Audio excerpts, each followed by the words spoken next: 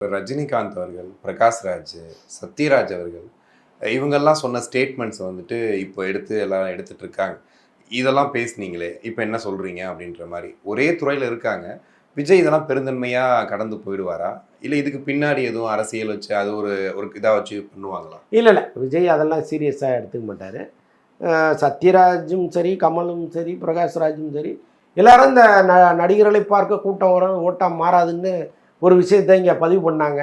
But மக்கள் ஏற்கனவே தீர்மானிச்சிட்டாங்கங்கிற தகவலே அவங்களுக்கு தெரியாமல் இருந்திருக்கு. இப்போ ஃபீல் பண்ணுவாங்க, அடாடா நம்ம சிரஞ்சீவி மாதிரி இவர் நினச்சிட்டோமே, ஒரு சரத்குமார் மாதிரி நினச்சிட்டோமே அப்படிலாம் அவங்க நினச்சிருப்பாங்க.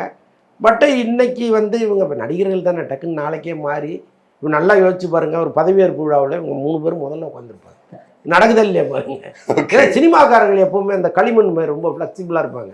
அந்த கட்சின்னா அதுக்கேற்ற மாதிரி, இந்த கட்சின்னா இதுக்கேற்ற மாதிரி, அதெல்லாம் அவங்களுக்கு ஒன்றும் கிடையாது. ஓகே, அந்த நாள் ஜோசப் விஜய் எனும் நான் அப்படின்ற ஒரு நாள். ஏன்னா இவ்வளோ நாட்கள் அந்த ஒரு இப்போ கூட பேசிட்டு கூட நம்ப முடியல என்னால். ஏதோ கனவுல இருக்குமா அப்படிங்கிற மாதிரி இருக்கு. அந்த நாள் எப்படி இருக்குன்னு நினைக்கிறீங்க? கட்டாயமாங்க. ஒரு ஃபோட்டோவை பார்த்தாலே 1 மணி நேரம் விசில் அடிச்சிட்டு இருக்காங்க. அப்போ அந்த மொமெண்ட் இருக்குல்ல, அதுக்கு எத்தனை கோடி கண்கள் இங்கே காத்திருக்க போகுதுன்னு தெரியல. கட்டாயமாக எல்லா சேனல்லையும் அது லைவாக போகும். அந்த வார்த்தை நிஜமாகவே பல பேர் கதறி அழ போகிறாங்க. இப்போ விஜயை பார்த்துட்டு கதறி எழுகிற பல பெண்களை நம்ம பார்க்குறோம்.